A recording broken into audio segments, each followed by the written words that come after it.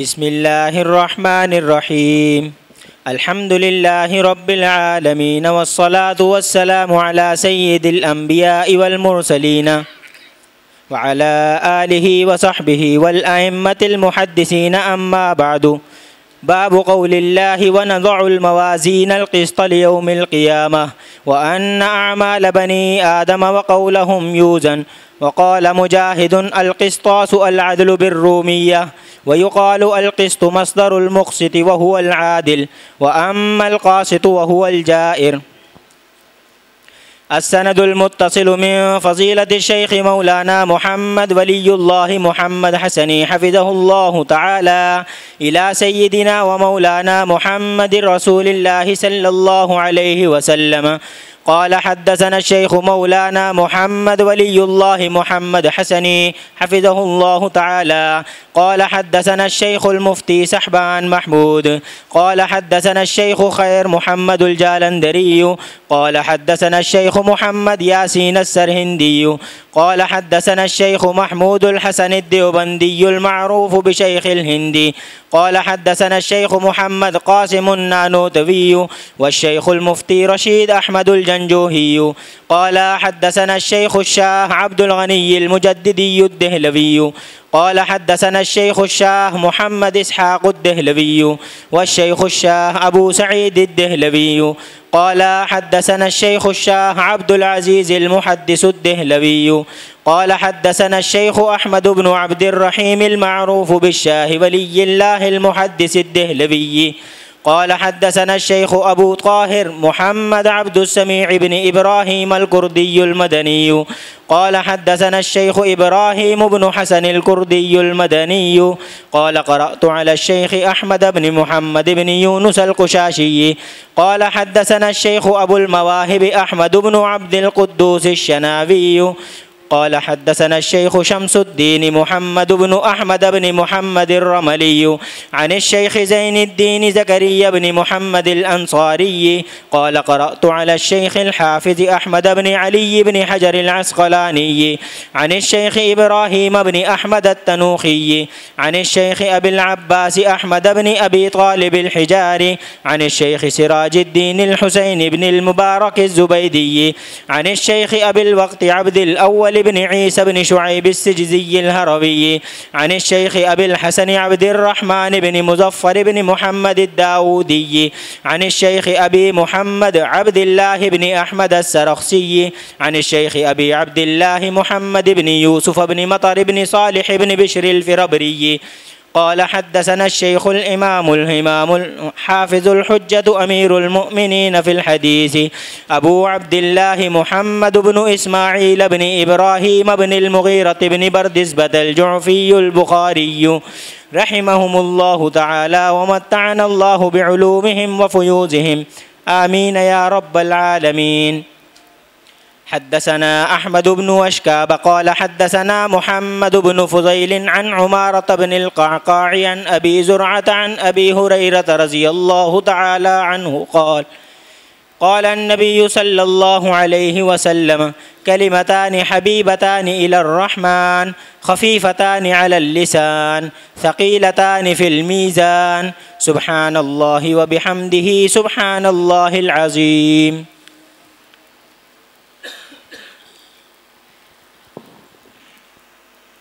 بسم الله الرحمن الرحيم. أحمده تعالى وأصلي وأسلم على رسوله الكريم. الحمد لله وحده، والصلاة والسلام على من لا نبي بعده، وعلى آله وأصحابه الذين أوفوا عهده. أما بعد، فحدثنا أحمد بن أشكاب قال: حدثنا محمد بن فضيل عن عمار بن القعقاع عن أبي زرعة رحمهم الله عن أبي هريرة رضي الله تعالى عنه قال: قال النبي صلى الله عليه وسلم: كلمتان حبيبتان إلى الرحمن خفيفتان على اللسان ثقيلتان في الميزان، سبحان الله وبحمده سبحان اللہ العظیم سبحان اللہ وبحمدہ سبحان اللہ العظیم سبحان اللہ وبحمدہ سبحان اللہ العظیم۔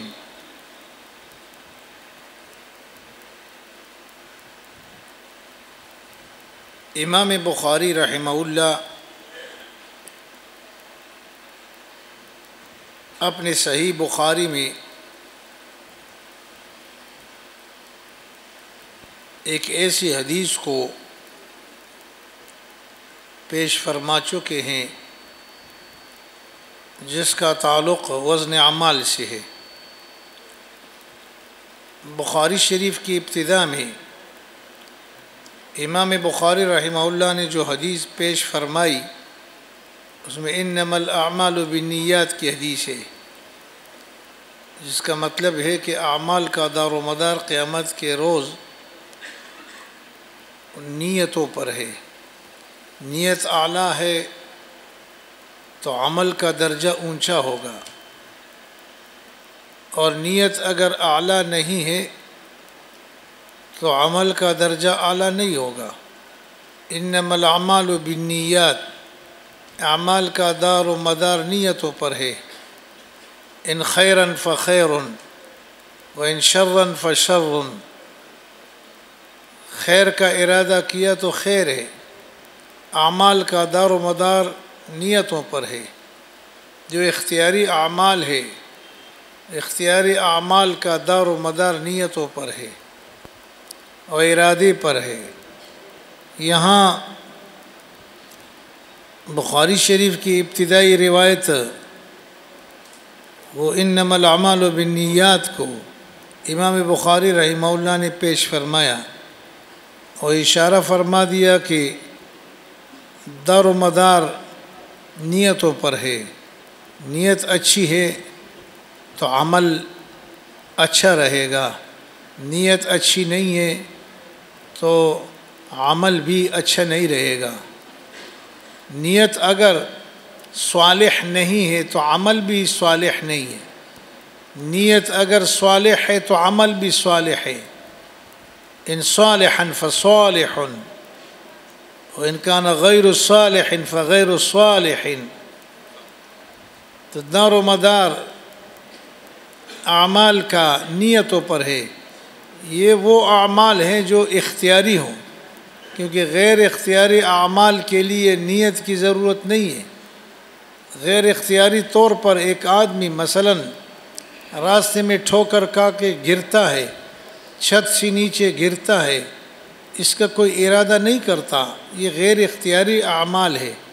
تو جو اعمال اختیاری ہے ان اعمال اختیاری کے لیے نیت کی ضرورت ہے، اور اسی پر اس عمل کا ثواب اور دار و مدار مرتب ہے۔ امام بخاری رحمہ اللہ نے ایک ضخیم کتاب احادیث مقدسہ کی جمع فرما دی ہے، یہ 2 جلدوں میں ہے اور بہت بڑی ضخیم کتاب ہے، اور یہ دوسری جلد کی جو 688 صفحہ ہے، 688 89 صفحہ، یہ اس ایک جلد کی 689 صفحہ ہے، اور اس کی یہ آخری روایت امام بخاری رحمہ اللہ پیش فرما رہے ہیں، اور اپنے سند کو جیسے کتاب کی ابتدا سے انہوں نے سند کے ساتھ روایات بیان کی ہیں۔ ایک زمانے تک سند کا رواج نہیں تھا، لیکن لوگوں نے جب احادیث مقدسہ میں گڑبڑ شروع کی تو علماء کرام نے اس وقت ہر حدیث بیان کرنے والے سے کہا کہ بھائی اپنا سند لاؤ، اپنی سند لاؤ۔ سند کے بغیر کسی روایت کو قبول نہ کیا، تب سندوں کے رواج پڑ گئی، اور یہ ایک انتہائی مربوط اور مضبوط نظام ہے۔ لولا الاسناد لقال من شاء ما شاء، اسناد اور سند کا سلسلہ نہ ہوتا تو ہر آدمی جو چاہتا وہ کہتا، جو چاہتا وہ کہتا، لیکن سند کا جو سلسلہ لازم قرار دیا گیا ہے تو ہر آدمی پہلے اپنے سند بیان کرتا ہے، پھر اس کے بعد بات کرتا ہے۔ چنانچہ سلف صالحین میں بعض علماء کا یہ قول ہے کہ پہلے ہم سند کے بارے میں نہیں پوچھا کرتے تھے، لیکن لوگوں نے جب صحیح اور غلط کو اکٹھا کیا تو ہم نے پھر ان پر سختی کی کہ بھئی جو بات بیان کرتے ہو تو سند لے آؤ۔ تو یہ دین اسلام کی خصوصیت ہے، اور دین اسلام کے جو علمی دین ہے اس کی خصوصیت ہے۔ دنیا کا کوئی مذہب، کوئی مسلک ایسا نہیں ہے جس میں کسی بات کے لیے وہ سند بیان کرتے ہوں سوائے احادیث مقدسہ۔ بیان کرنے والے سے اور کتاب سے لے کر نبی اکرم صلی اللہ علیہ وسلم تک ایک سلسلہ سند ہے، اور یہ گویا ایسے مضبوط جال ہے جس میں حدیث مقدسہ کو محفوظ کر کے رکھا ہے۔ اب یہی ایک روایت ہے، اس کی یوں سمجھے کہ 5 کڑیاں ہیں۔ احمد بن اشکاب یہ ایک ہے، محمد بن فضیل 2، اور عمر بن القعقاع 3، ابی زرعہ 4، ابی ہریرہ 5۔ 5 کڑیوں پر مشتمل یہ ایک سلسلہ ہے، ایک حدیث ہے، گویا 5 مضبوط کڑیوں میں بند یہ ایک روایت ہے جو آگے قال النبی صلی اللہ علیہ وسلم سے شروع ہوتی ہے۔ تو یہ دنیا کے کسی مذہب کا نہ رواج ہے اور نہ کسی مذہب کے پاس کوئی سند ہے سوائے اسلام کے۔ ایک ایک چیز کی سند ہے۔ عبداللہ بن مبارک رحمہ اللہ فرماتے ہیں کہ لوگوں نے جب خلط ملط باتیں شروع کر دیں تو ہم نے ان سے مطالبہ کیا کہ اپنے سند پیش کرو، ہاتھو اسنادکم، اپنے سند پیش کرو۔ اب ظاہر ہے سند بیان کریں گے تو غلط سند تو نہیں بنا سکتے، صحیح سند کے ساتھ روایت پائے تکمیل تک پہنچاتے ہیں اور پھر آگے چلاتے ہیں اور بتاتے ہیں۔ گویا یہ جو سند ہے یہ ایک جال ہے، اور یہ مضبوط رسیاں ہیں جس کے ذریعے سے اس ایک روایت کو باندھا گیا ہے۔ مثلا احمد بن اشکاب ہے، یہ اس رسی کے ایک کڑی ہے۔ محمد بن فضیل ہے، یہ دوسری کڑی ہے، اور عمر بن القعقاع یہ تیسری کڑی ہے، ابی زرعہ یہ 5ویں کڑی ہے، ابی ہریرہ یہ 6ٹھی کڑی ہے۔ تو یہ 5 کڑیوں پر مشتمل یہ سند ہے، اور یہ سند آگے جا کے حضرت ابو ہریرہ رضی اللہ تعالیٰ عنہ سے روایت نقل کرتی ہے۔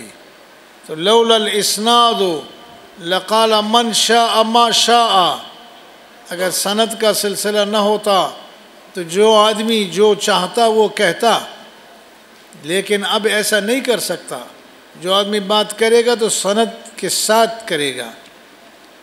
عبداللہ بن مبارک نے یہی بات کہی کہ پہلے لوگ جو ہے بغیر سند کی باتیں بیان کرتے تھے، لیکن علماء نے ان سے پھر مطالبہ شروع کیا، جو کوئی حدیث بیان کرتا تو فرماتے ہاتھو اسنادکم، اپنے سند کو پیش کرو۔ تب یہ ایک مربوط نظام قائم ہوا، اور دین اسلام کے علاوہ کوئی مذہب ایسا نہیں ہے جس میں سند کا سلسلہ ہو۔ صرف دین اسلام میں سند کا نظام ہے، اور سند بھی ایسے نہیں ہے کہ کسی کا نام لیا کہ اس نے فلاں سے نقل کیا، اس نے فلاں سے نقل کیا، بلکہ سند کے ہر راوی اس کے حالات کو اور اس کے دن رات کو ٹٹولا جاتا ہے کہ آیا یہ صالح ہے یا غیر صالح ہے، عالم ہے یا غیر عالم ہے، یہاں تک کہا گیا ہے کہ اگر ایک آدمی راستے پہ جا رہا ہو اور وہ کھڑے کھڑے کھانا کھا رہا ہو، راستے پہ جا رہا ہے، کھڑے کھڑے کھانا کھا رہا ہے، منہ میں روٹی رکھ کر چبا رہا ہے، کہتے اس کی روایت جو ہے وہ شرعاً معتبر نہیں ہے، اس لیے کہ جا رہا ہے کھڑے کھڑے اور کھانا کھا رہا ہے، یہ مردود الروایت ہے۔ تو اتنا نظام مربوط اور مضبوط کہ باوضو ہو، پاکیزہ حالت میں ہو، اور اول سے لے کر آخر تک سند پر اس کی نظر ہو، اور اس سند کی روشنی میں ایک حدیث کو وہ پیش کر رہا ہو۔ یہاں احمد بن اشکاب، یہ امام بخاری رحمہ اللہ کے استاد ہیں، اور اسی کے بارے میں وہ فرماتے حدثنا، ہمیں بیان کیا احمد بن اشکاب نے۔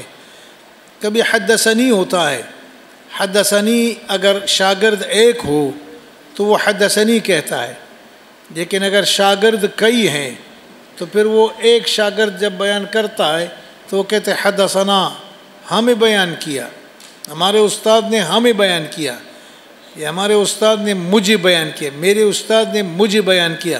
وہاں حدثنی ہوتا ہے، میرے استاد نے مجھے بیان کیا، وہ حدثنی ہے۔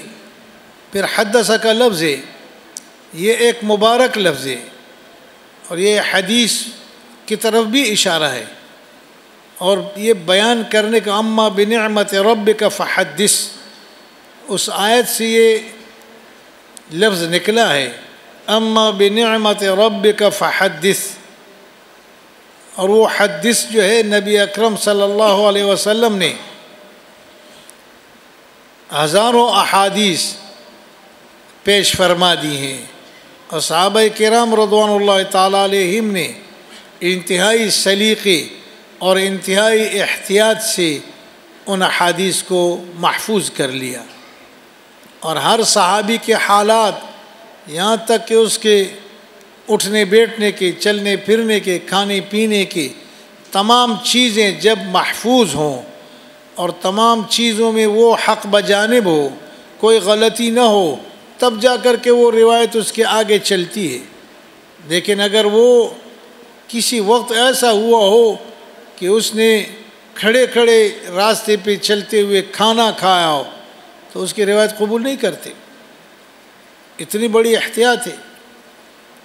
تو یہاں اما بنعمت ربک فحدث، رب تعالیٰ کی نعمت سے آپ بیان کریں، اور نبی اکرم صلی اللہ علیہ وسلم نے حدثنا کا لفظ خود بھی استعمال کیا ہے، حدثنی تمیم الداری، یہ بخاری شریف کی روایت ہے، مجھے تمیم داری نے بیان کیا۔ اب دیکھو نبی اکرم صلی اللہ علیہ وسلم فرماتے حدثنی تمیم الداری، مجھے تمیم الداری نے بیان کیا۔ تمیم الداری نے ایک غیبی نظام کے، ایک غیبی آدمی کے بارے میں نبی اکرم صلی اللہ علیہ وسلم کے سامنے تذکرہ فرمایا، تو اس کو نبی اکرم صلی اللہ علیہ وسلم نے جب بیان فرمایا تو فرمایا حدثنی تمیم الداری، تمیم الداری نے مجھے یہ حدیث بیان کی اور یہ بات بتائی۔ تو یہ حدث کا لفظ قرآن نے بھی استعمال کیا، اما بنعمت ربک فحدث، اور حدثنا کا لفظ علماء کے نزدیک ایک مشہور لفظ ہے۔ حدثنا پڑھتے یہاں بھی حدثنا ہے، حدثنا احمد بن اشکاب، احمد بن اشکاب،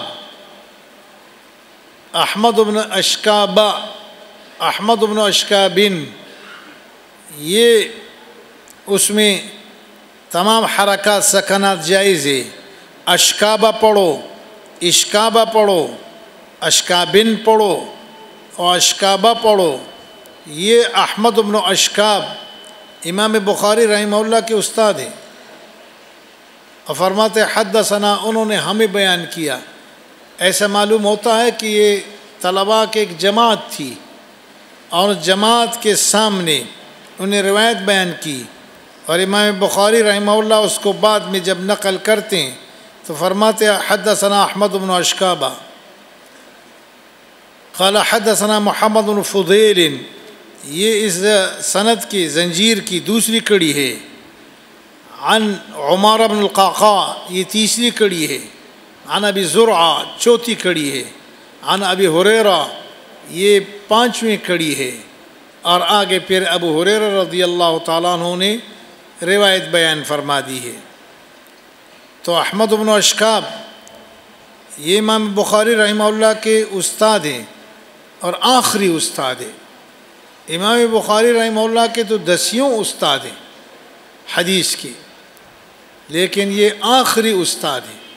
اور عجائبات میں سے ہے کہ امام بخاری رحمہ اللہ کے ذہن میں کیسے یہ بات بیٹھی ہوئی تھی کہ میں کتاب کے آخر کو بیان کروں گا اور آخر میں حدیث لاؤں گا، ایسے استاد سے وہ حدیث پیش کروں گا جو میری تعلیم کا آخری استاد ہو. اس کے بارے میں فرماتے ہیں آخر ما لقیت بمصر، یہ احمد بن اشکاب میرا وہ استاد ہے کہ جو آخر میں نے ان سے مصر میں ملاقات کی. احمد بن اشکاب آخر ما لقیت بمصر، میرا وہ آخری استاد ہے جو مصر میں نے ان سے ملاقات کی، مصر میں ان سے ملا. یہ پرانا دور تھا، علمی دور تھا. علم کے حوالے سے سب سے بڑا میدان اور گرم میدان مصر کا تھا. اور پھر فارس کی طرف جو علاقے یہ تھے، لیکن کفار نے اور بددینوں نے اور اسلام کے دشمنوں نے مصر کو ایسا خراب کیا کہ اب علم کے حوالے سے مصر کا نام نہیں لیا جا سکتا. یہ معلوم نہیں ہو رہا کہ پورے مصر میں کوئی ایک عالم بھی ہے یا نہیں. اگر عالم ہوتا بھی ہے داڑھی منڈاتا ہے. گویا دین کا پورا نقشہ ان کے دل و دماغ سے نکل گیا.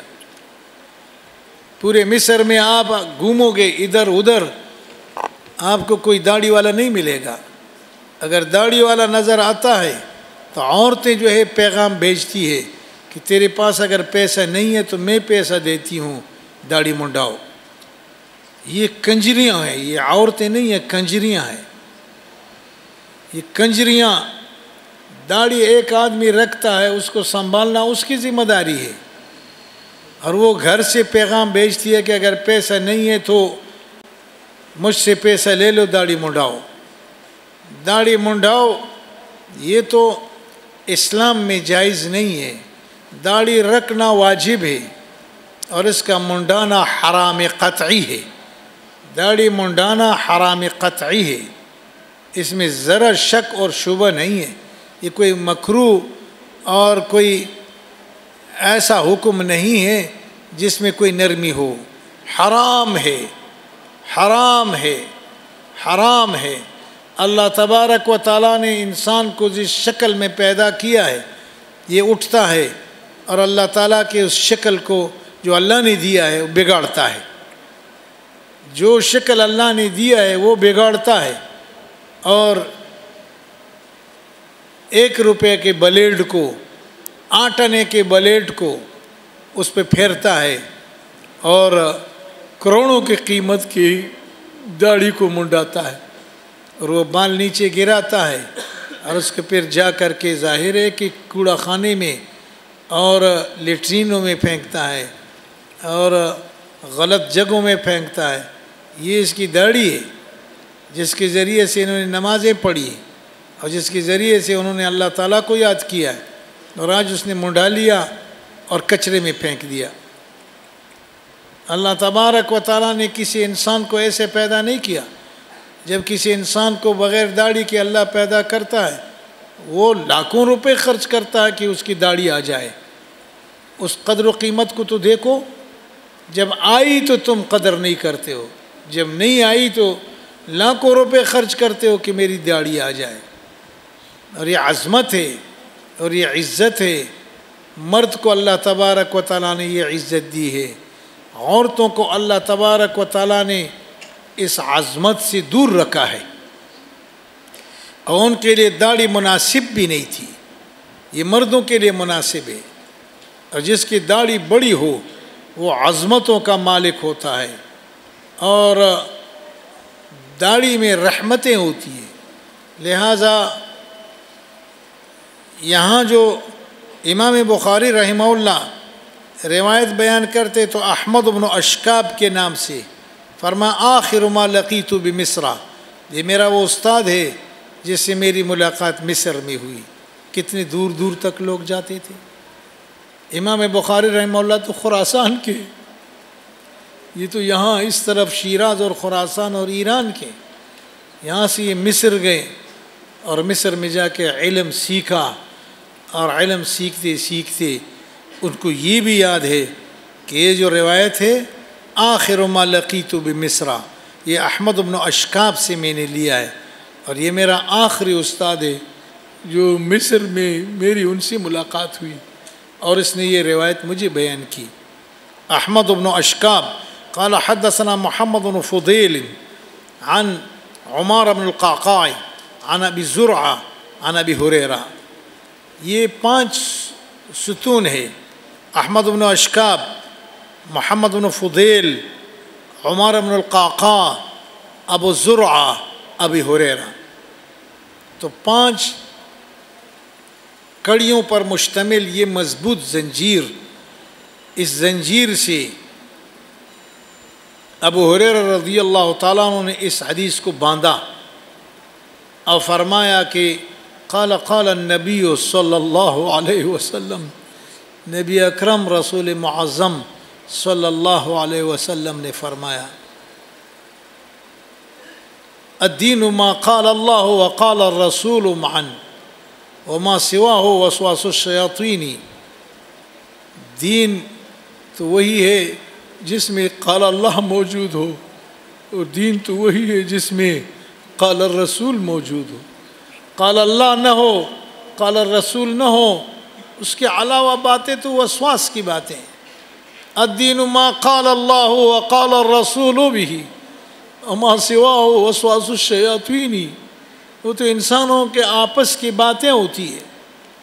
تو یہ جو احادیث مقدسہ ہے، بڑی محنت سے اور بڑی جرأت سے محدثین نے اس کو اکٹھا کیا ہے۔ یہ کوئی یہ جرأت نہیں کر سکتا جو محدثین نے، اللہ تعالیٰ نے ایک طبقہ کو پیدا فرمایا اور وہ طبقہ آگے بڑھا، اور اس طبقے نے احادیث مقدسہ کو جمع کیا۔ اگر یہ طبقہ نہ ہوتا تو آج کے اس کمزور دور میں ہم کیا کرتے؟ ہم کیا کرتے بھائی؟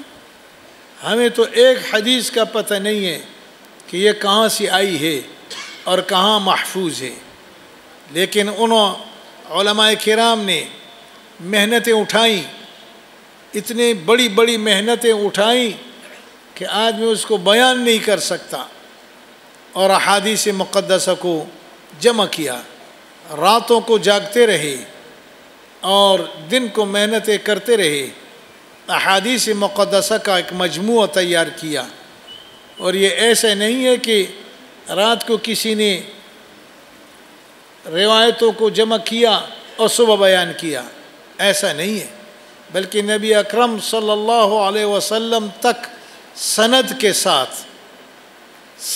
ساتھ ایک ایک لفظ زبر اور زیر کا خیال رکھتے ہوئے ایک ایک لفظ محفوظ جو صحابی سے تابعی کو منتقل ہوا، اور تابعی سے تبع تابعی، اور تبع تابعی سے اتباع تابعی، اور پھر ہم تک وہ روایت پہنچی۔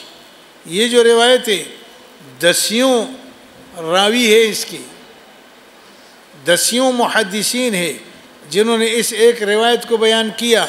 تو امام بخاری رحمہ اللہ تو فرماتے احمد بن اشکاب نے مجھے بیان کیا، اس سے پہلے کتنے لوگ ہوں گے؟ احمد بن اشکاب، وہ کہتے محمد بن فضیل نے مجھے بیان کیا، عمار بن القعقاع نے مجھے بیان کیا، ابو زرعہ نے مجھے بیان کیا۔ تو یہ ایک دوسرے سے نقل کرتے کرتے احمد بن اشکاب، یہ امام بخاری رحمہ اللہ کے براہ راست استاد ہے، ان کا استاد ہے محمد بن فضیل، ان کا استاد ہے عمار بن القعقاع، ان کا استاد ہے ابو زرعہ، اور ان کا استاد ہے ابو ہریرہ رضی اللہ تعالیٰ عنہ۔ یہ ابو ہریرہ دین اسلام کے اکثر و بیشتر احادیث ابو ہریرہ رضی اللہ تعالیٰ عنہ سے منقول ہے۔ کچھ لوگوں نے اشکال کیا تھا کہ بس جو بھی کوئی حدیث ہے وہ ابو ہریرہ ہی بیان کرتا ہے، جو بھی حدیث ہے ابو ہریرہ بیان کرتا ہے۔ گویا شک کیا۔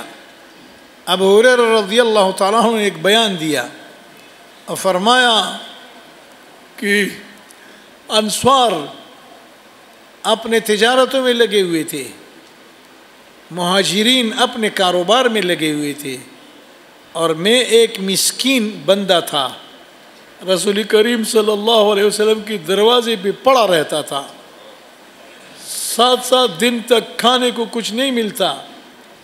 یہ جو سند ہے، میں نے آپ کو بتایا کہ ہر روایت سند کے ساتھ مربوط ہے اور سند کے ساتھ بندھی ہوئی ہے۔ تو جو لوگ یہ کہتے ہیں کہ یہ سند کیا چیز ہے، جماعت اسلامی کی بڑے نے سند کے بارے میں شکوک و شبہات کا اظہار کیا، اس کو ایسے نہیں کرنا چاہیے تھا۔ چونکہ باقاعدہ عالم نہیں تھا تو اس پر بوجھ پڑا، کہاں یہ سند کی لمبی چوڑی یہ کہانی یہ کہاں سے آئی ہے؟ ڈائریکٹ جو ہے وہ نبی اکرم صلی اللہ علیہ وسلم کی حدیث لو اور اس کو بیان کرو، سند کو کاٹ دو، ختم کرو۔ تو یہ عبداللہ بن مبارک رحمہ اللہ نے تو فرمایا الاسناد من الدین، سند دین کا حصہ ہے۔ لولا الاسناد لقال من شاء ما شاء، اگر سند اسناد نہ ہوتی تو ہر آدمی جو چاہتا وہ کہتا، جو چاہتا وہ کہتا، تو اسی تو سارے لوگ پابند ہو گئے۔ اب یہی ایک روایت ہے، یہ سند کے 5 کڑیوں کے ساتھ، زنجیر کی 5 کڑیاں ہیں اور اس کے ساتھ ایسے مضبوط باندھ لی ہے۔ احمد بن اشکاب یہ امام بخاری کے استاد ہیں، اس کے استاد محمد بن فضیل ہے، اور اس کے استاد عمار بن القعقاع ہے، اور ان کے استاد ابو زرعہ ہے، ان کے استاد ابو ہریرہ رضی اللہ تعالیٰ عنہ۔ ابو ہریرہ رضی اللہ تعالیٰ عنہ سے اکثر و بیشتر روایات منقول ہیں۔ ان سے کسی نے کہا بھی، جو ابھی میں نے بتایا کہ گویا اعتراض کی شکل میں، کہ ابو ہریرہ اکثر فی الحدیث، حدیثیں ہی بیان کرتا رہتا ہے، تو انہوں نے کہا بھائی تم مجھ پر اعتراض کرتے ہو حدیث بیان کرنے کے۔ انصار اپنے کاروبار میں لگے رہتے تھے، اپنے کاروبار میں لگے ہوئے تھے، مہاجرین اپنے کاموں میں لگے ہوئے تھے، اور میں ایک غریب آدمی تھا۔ کنت امرأ مسکینا، ایک مسکین آدمی تھا، نبی اکرم صلی اللہ علیہ وسلم کے دروازے پہ پڑا رہتا تھا، اور حضرت آتے جاتے جو بھی بیان کرتے اس کو میں یاد کرتا۔ پھر نبی اکرم صلی اللہ علیہ وسلم نے ان کے لیے ایک دعا بھی فرمائی اور ایک علاج بھی فرمایا، ابو ہریرہ چادر لے آؤ۔ یہ چادر لائے، حضرت نے اس کے اوپر دم کیا اور پھر فرمایا اس چادر کو لپیٹ کر اپنے سینے سے لگاؤ۔ تو اس نے سینے سے لگایا، فرمایا جب میں نے سینے سے وہ چادر لگا لی اس کے بعد کوئی بات میں بھولا نہیں، یاد ہی یاد۔ تو ایک تو ابو ہریرہ رضی اللہ تعالیٰ عنہ کی اپنی محنت تھی، دوسرے نبی اکرم صلی اللہ علیہ وسلم کی دعا تھی، اور اس عمل کے ذریعے سے ابو ہریرہ رضی اللہ تعالیٰ عنہ کو اللہ تبارک و تعالیٰ نے یہ مقام عطا کیا۔ عن ابی ہریرہ رضی اللہ تعالیٰ عنہ، ابو ہریرہ یہ تصغیر ہرتن کی، ہرا یہ بلی کو کہتے ہیں. ابو ہریرہ وہ چھوٹی سی ننھی منی بلی کے باپ. یہ ایک دفعہ حضرت کے سامنے آئے، آستین میں بلی کے بچے رکھے تھے. نبی اکرم صلی اللہ علیہ وسلم نے فرمایا یہ کیا ہے؟ فرمایا ہرا، یہ بلی اور اس کے بچے ہیں. فقال فأنت ابو ہریرہ، بس فأنت ابو ہریرہ، تو ابو ہریرہ ہے. بس وہی مشہور ہو گیا. اب ان کا نام جو ہے کسی کو معلوم نہیں ہے. نام ہے بے شک لیکن کسی کو معلوم نہیں. بڑے بڑے علماء کو نام کا پتہ نہیں. عن ابی ہریرہ رضی اللہ تعالی عنہ قال قال النبی صلی اللہ علیہ وسلم کلمتان حبیبتان الی الرحمن خفیفتان علی اللسان ثقیلتان فی المیزان سبحان اللہ وبحمدہ سبحان اللہ العظیم. کلمتان دو کلمے ہیں، یعنی دو کلام ہے. کلمتن کا لفظ بولا گیا ہے، مراد کلام ہے. کلامان کلمے کا اطلاق کلام پر ہوتا ہے. کلمتان دو کلام ہے. حبیبتان الی الرحمن، حبیب بمانے محبوب کے، محبوبتان الی الرحمن، رحمان کے ہاں بڑے محبوب ہے دونوں کلمے. کیونکہ اول سے لے کر آخر تک اللہ تبارک و تعالیٰ کی تعریف ہے. اس میں اللہ تبارک و تعالیٰ کے محامد ہے. محبوبتان الی الرحمن خفیفتان علی اللسان، زبان پر ہلکے پھلکے ہیں، اس لیے کہ اس میں حروف مشددہ میں سے کوئی حرف نہیں، شد والا کوئی حرف نہیں، اور حروف ثقیلہ میں سے کوئی حرف نہیں، اور حروف مستغربہ لغت وحشیہ کے کوئی لغت اس میں نہیں ہے. آسان آسان کلمات ہے. سبحان اللہ وبحمدہ سبحان اللہ العظیم. دیکھو خفیفتان علی اللسان، زبان پر یہ دونوں کلمے ہلکے پھلکے ہیں. ایک تو اس وجہ سے بھی کہ ہر آنے والا کلمہ دوسرے کلمے کو کھینچ رہا ہے. جو پہلا کلمہ گزرا ہے وہ آنے والے کلمے کو کھینچ رہا ہے. جیسے سبحان اللہ وبحمدہ سبحان اللہ العظیم. حبیبتان الی الرحمن، رحمان کے ہاں بڑے محبوب ہیں یہ دونوں کلمے. خفیفتان علی اللسان، اور زبان پر ہلکے پھلکے ہیں، اس میں حروف شدیدہ اور لغات غریبہ نہیں ہے. آسان آسان کلمات ہے. کوئی کلمات مشددہ نہیں ہے، کوئی کلمات وحشیہ نہیں ہے. زبان پر ہلکے پھلکے ہیں. ثقیلتان فی المیزان، لیکن وزن اعمال میں یہ دو کلمے بہت بھاری ہیں. ثقیلتان فی المیزان، میزان میں یہ بھاری ہے. ظاہر ہے جب میزان میں یہ بھاری ہے تو مقابلے میں جو بھی چیز آ جائے اس پر یہ کلمات بھاری ہوں گی. سبحان اللہ بحمدہ سبحان اللہ العظیم، اس میں اللہ تبارک و تعالیٰ کی صفات مدح، صفات ثبوتیہ بھی ہے اور صفات سلبیہ بھی ہے. سبحان اللہ یہ صفات سلبیہ کی طرف اشارہ ہے. اللہ تبارک و تعالیٰ ہر عیب سے پاک ہے. سبحان اللہ اسبح سبحان اللہ، اللہ تبارک و تعالیٰ ہر قسم کی عیب سے پاک ہے. اور بحمدہ، اور اللہ تبارک و تعالیٰ ہر قسم کے محامد سے متصف ہے. ہر قسم کے حمد اور ہر قسم کے محامد وہ اللہ تبارک و تعالیٰ کے لیے ثابت ہے. پاک بادشاہ ہے، محامد جتنے ہیں وہ بھی اس کے لیے ہیں۔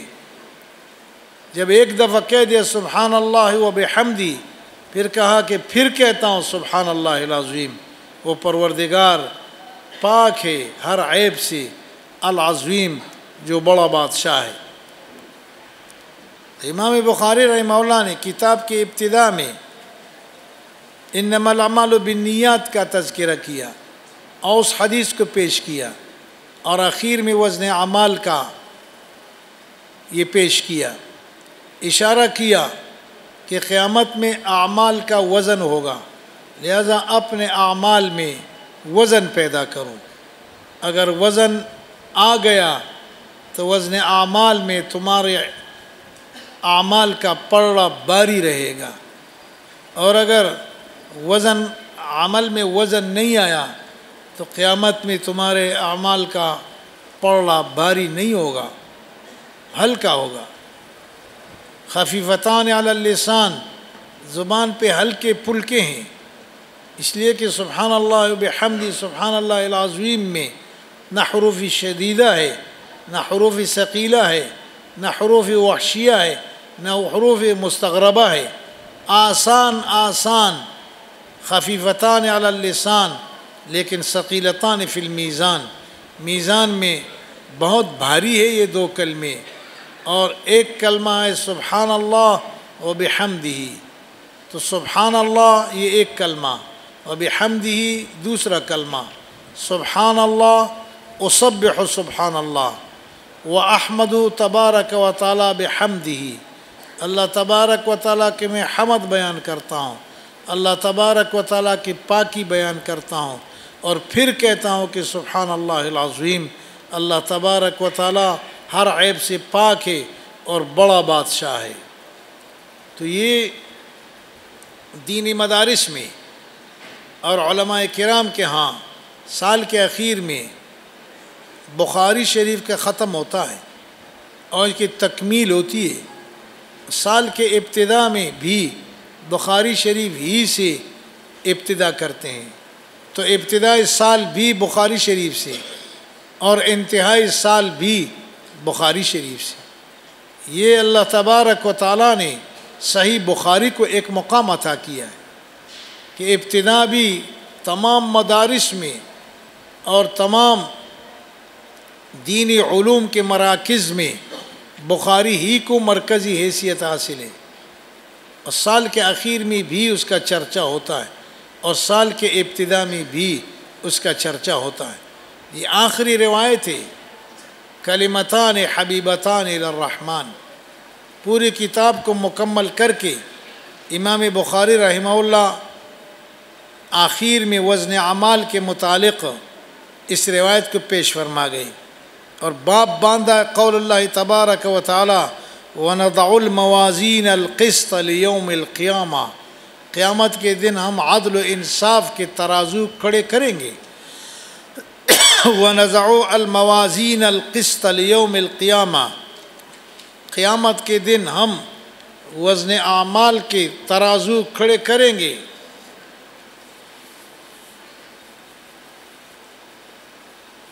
عدل و انصاف کے ترازو کھڑے کریں گے۔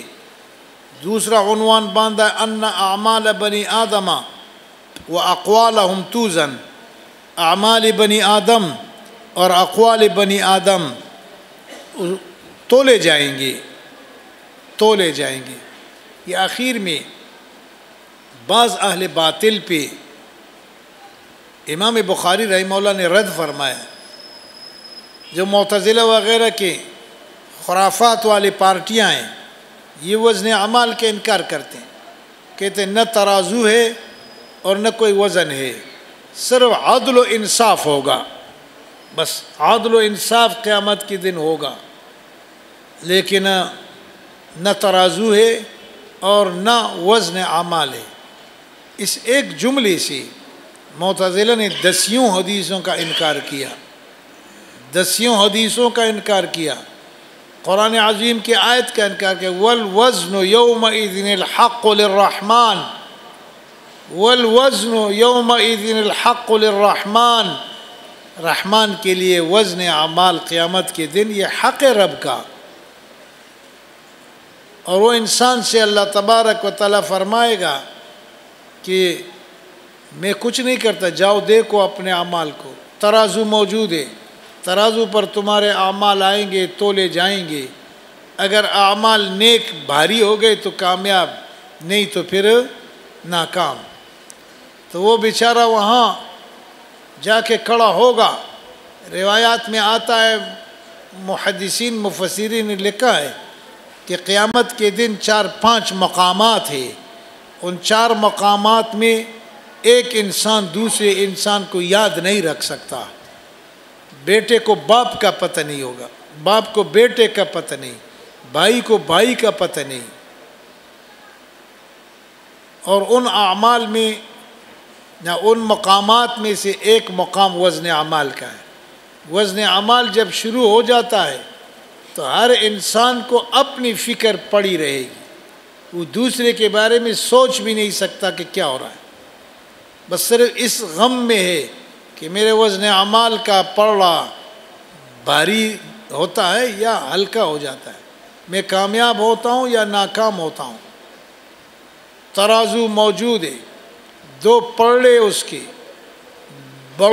بڑی ترازو ہے، کہتے ہیں اس کی لہو کفتان ہے۔ ابو ہریرہ رضی اللہ تعالیٰ فرماتے ہیں میزان لہو کفتان، 2 پلڑے ہیں، لیکن اتنے بڑے بڑے کہ اگر ایک پلڑے میں دنیا و ما فیہا کو رکھ لیا جائے تو وہ اس میں آ جائیں گے، دنیا و ما فیہا ایک پلڑے میں آ جائے گا۔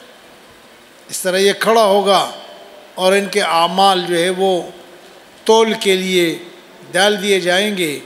قیامت کے 4-5 مقامات میں سے یہ ایک مقام ہے جس میں کسی انسان کو دوسرے انسان کا خیال نہیں آئے گا، اپنی فکر پڑی ہوئی ہوگی، اپنی فکر پڑی ہوئی ہوگی کہ میرے وزن اعمال کا کیا بنے گا، آیا ترازو نیک اعمال کا بھاری رہے گا یا ہلکا ہو جائے گا۔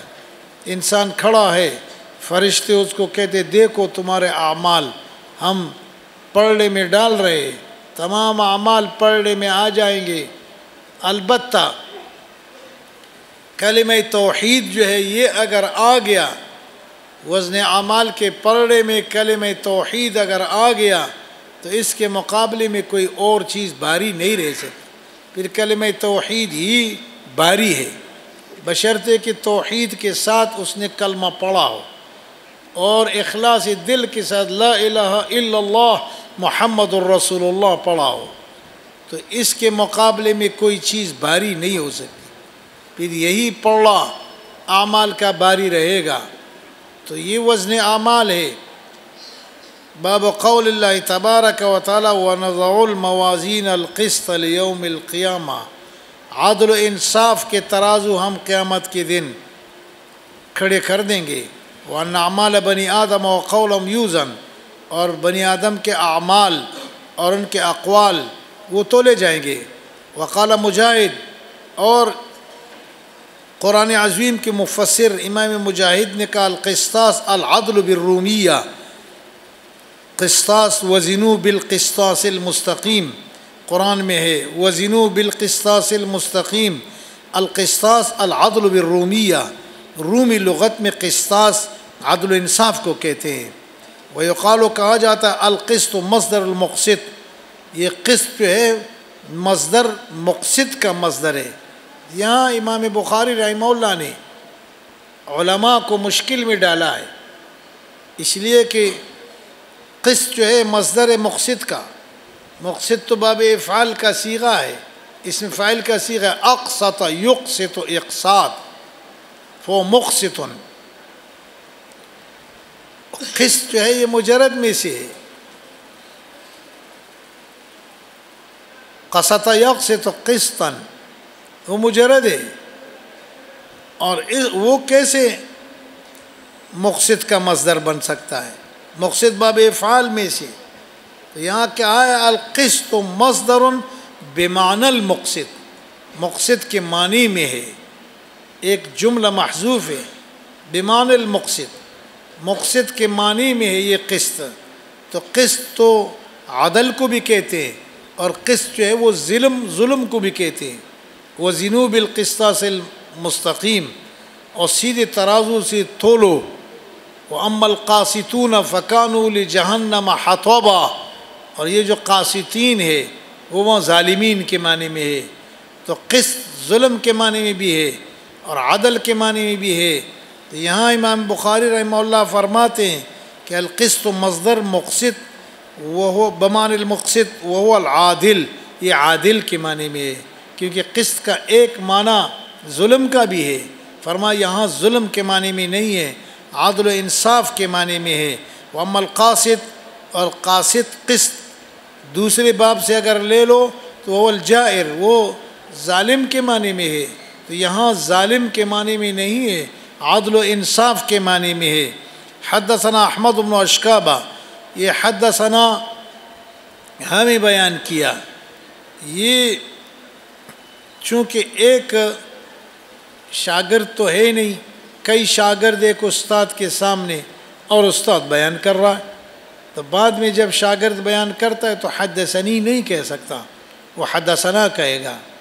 ہمارے استاد نے ہم سب کو بیان کیا، حدثنا احمد بن اشکاب، اور ایک حدثنی اگر ایک شاگرد ہے تو پھر حدثنی ہوگا۔ اور یہ اما بنعمت ربک فحدث، اسی سے یہ جملہ ماخوذ ہے، اور نبی اکرم صلی اللہ علیہ وسلم نے خود اس لفظ کو استعمال فرمایا ہے، حدثنی تمیم الداری، تمیم الداری نے مجھے بیان کیا، تمیم الداری نے مجھے بیان کیا۔ تو تمیم الداری نے ایک قصہ سنایا کہ میں نے فلاں جزیرے میں فلاں چیز کو دیکھا، فلاں انسان کو دیکھا، تو نبی اکرم صلی اللہ علیہ وسلم نے اس کے بارے میں فرمایا کہ حدثنی تمیم الداری، تمیم الداری نے مجھے بیان کیا۔ تو ایک مبارک لفظ ہے کہ رسول کریم صلی اللہ علیہ وسلم نے خود اس کو استعمال فرمایا ہے۔ حدثنا احمد بن اشکابہ، یہ امام بخاری رحمہ اللہ کے استاد ہیں اور آخری استاد ہیں۔ فرما آخر ما لقیت بمصر، مصر میں یہ میرا آخری استاد ہے، اس سے میری ملاقات ہوگی۔ تو استاد بھی آخری، کتاب کا بھی آخر اور سال کا بھی آخر، یہ سارے آخر آخر جمع ہو گئے۔ تو امام بخاری نے اس کو یہاں آخر میں لایا، کتاب کا بھی آخر، احادیث مقدسہ کا بھی آخر۔ احمد بن اشکاب قال حدثنا محمد بن فضیل عن عمر بن القعقاع عن ابی زرعہ۔ میں نے آپ کو بتایا کہ یہ ایک سند ہے اور گویا یہ زنجیر ہے، اس زنجیر سے اس حدیث کو باندھا گیا ہے، اور زنجیر کی 5 کڑیاں ہیں۔ پہلے کڑی احمد بن اشکاب ہے، اور دوسری کڑی جو ہے محمد بن فضیل ہے، اور تیسری کڑی عمر بن القعقاع ہے، چوتھی کڑی ابو زرعہ ہے، اور 5ویں کڑی میں پھر ابو ہریرہ رضی اللہ تعالیٰ عنہ ہے۔ قال قال النبی صلی اللہ علیہ وسلم کلمتان حبیبتان للرحمن، یہ کلمتان تثنیہ ہے کلمتن کی، 2 کلمے ہیں، اور کلمے سے مراد کلام ہے، کلمے سے مراد کلام ہے۔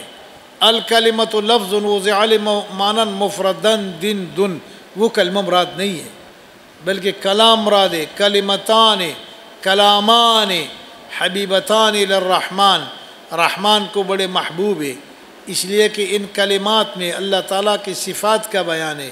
خفیفتان علی اللسان، زبان پہ ہلکے پھلکے ہیں، اس لیے کہ اس میں کوئی حروف مشددہ نہیں ہے، حروف ثقیلہ نہیں ہے، حروف وحشیہ متنفرہ نہیں ہے، اور سیدھے سیدھے یہ کلمات ہے، سیدھے سیدھے کلمات ہے۔ خفیفتان علی اللسان، زبان پر ہلکے پھلکے ہیں، ہر پہلا کلمہ دوسرے کلمے کو کھینچ رہا ہے کہ میرے بعد ایسا ہونا چاہیے۔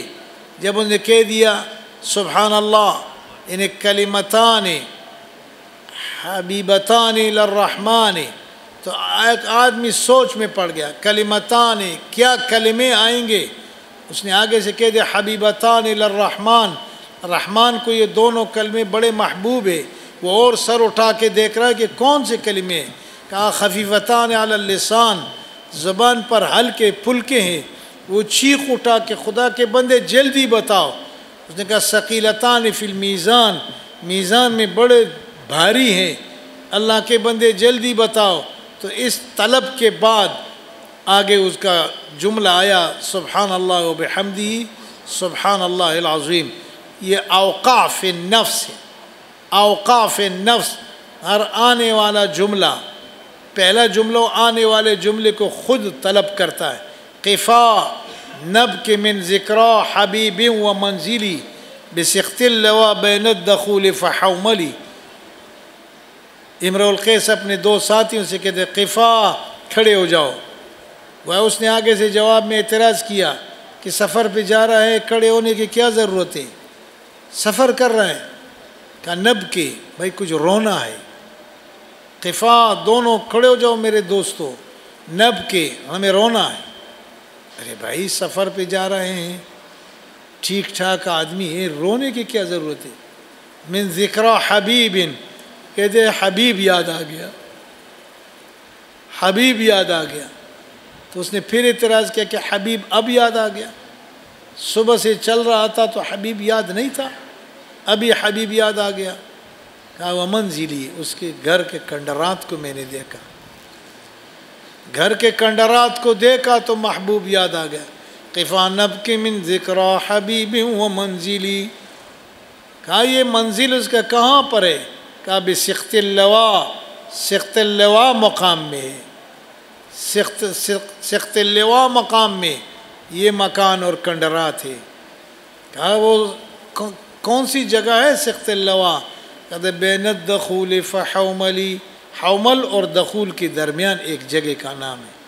قفا نبکی من ذکرا حبیب و منزلی بسخت اللوا بین الدخول فحوملی فتوضح فالمقرات لم يعفر اسمها لما نسجت عليها من جنوب وشمال ترى بعر الآرام في عرصاتها وقيعانها كأنه حب فلفل ترى بعر الآرام في عرصاتها وقيعانها كأنه حب فلفل.